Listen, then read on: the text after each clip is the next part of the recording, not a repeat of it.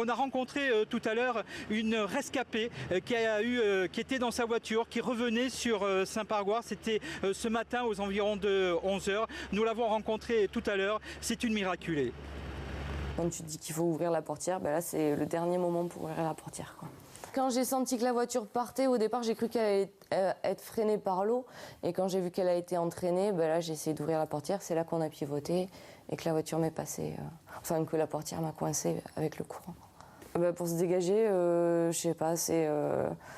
franchement, je sais pas, l'instinct de survie, les chaussures de sécurité et les branches, mais c'est trop bizarre, quoi. La première fois que tu vas sous l'eau, tu te dis que tu vas mourir. Et la deuxième fois, c'est encore plus. Et je sais pas, tu arrives et voilà. Et après, il faut t'agripper aux branches et monter à l'arbre sans trop te faire emporter parce qu'il y a des bûches qui passent, des bidons, il y a tout qui passe d'ailleurs. Et voilà, quoi, je sais pas comment j'ai fait, je me suis agrippée vraiment fort. Au départ, j'avais de l'eau jusque-là et puis j'ai réussi à monter à l'arbre un petit peu plus. Voilà.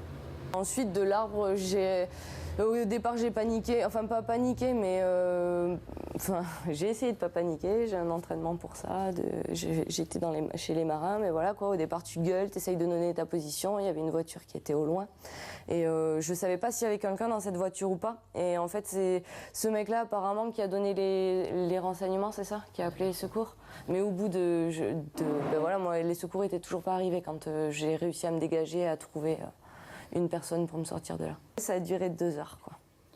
2 heures dans l'eau, à se dire que on ne sait pas parce qu'au départ on se dit que peut-être ça va s'arrêter, mais ça s'arrête jamais.